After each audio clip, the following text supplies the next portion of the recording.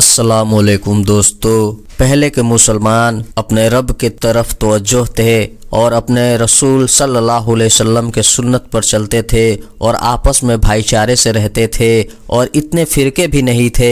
लेकिन जैसे जैसे दीन बदले उसमें बहुत सारे फ़िरके आ गए और मुसलमान अपने हुक्म को और अपने फ़र्ज को भूल गया और दुनिया के शान व शौकत में लग गया।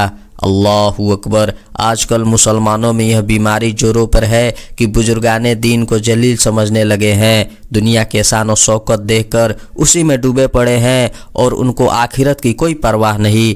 वो ये भी नहीं जानते कि उनको मरना है और इस बात से इनकार भी नहीं कर सकते कि एक दिन उनको मौत आनी है और इसलिए उनके पास जाना छोड़ दिया है, क्योंकि उनकी आमदनी कम है, आराम का सामान उनके पास नहीं, नौकर चाकर नहीं, बढ़िया लिबास नहीं, कुर्सियाँ और कीमती फर्श नहीं है, सिर्फ दो चार आने की चटाई है और वह भी मैली कुचैली होती है।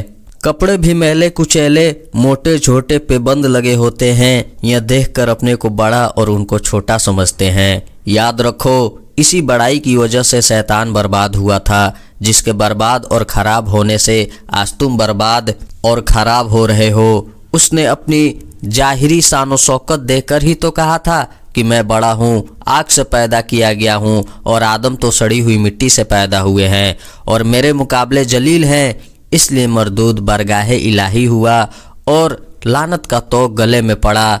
मुसलमान भाइयों, इस जाहिरी शान व शौकत ने तुम्हें राह से बेराह कर दिया।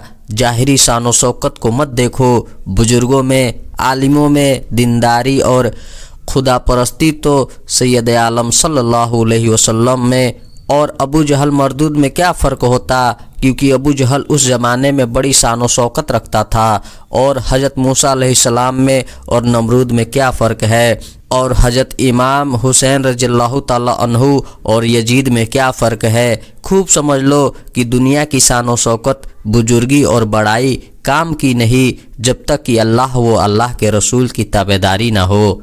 आजकल लोग दुनिया में डूब गए हैं और दुनिया की शान व शौकत को बड़ी नज़र से देखते हैं और बुजुर्गों को इस हाल में खाली देखकर उनको जलील समझते हैं और उनके पास बैठने में अपनी कसरे शान समझते हैं और इसी वजह से दीन का रास्ता सीखना छोड़ दिया है, मस्जिद में जाना छोड़ दिया है, अल्लाह के बरगाह में सर को झुकाना छोड़ दिया है। यह बात याद रखने की है कि अल्लाह ताला का नूर हिदायत हुजूर सल्लल्लाहु अलैहि वसल्लम पर नाजिल हुआ और आपके तुफैल से आपके सहाबों पर और उनके बाद उलमा और औलिया पर नाजिल होता रहेगा और यह सिलसिला न ख़त्म हुआ है और न क़यामत तक ख़त्म होगा।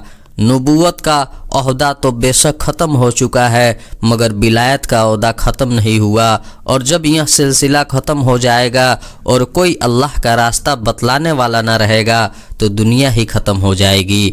गरज की उलमाए मुत्तकी और बुजुर्गाने दीन का सिलसिला बड़ी बरकत वाला है कि हर एक आदमी अगर चाहे तो इन बुजुर्गाने दीन से मिलकर और उनके फरमान पर अमल करके अल्लाह व अल्लाह के रसूल का प्यारा बन सकता है।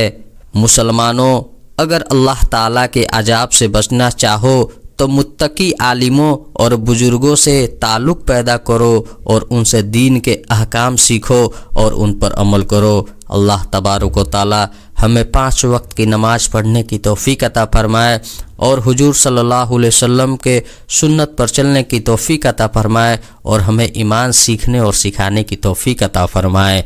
आमीन या रब्बुल आलमीन। अस्सलाम वालेकुम नाजरीन, आप देख रहे हैं हमारा चैनल ऑफिशियल उमर 86। इस्लाम से जुड़ी वीडियो देखने के लिए आप हमारे इस चैनल को सब्सक्राइब जरूर करें।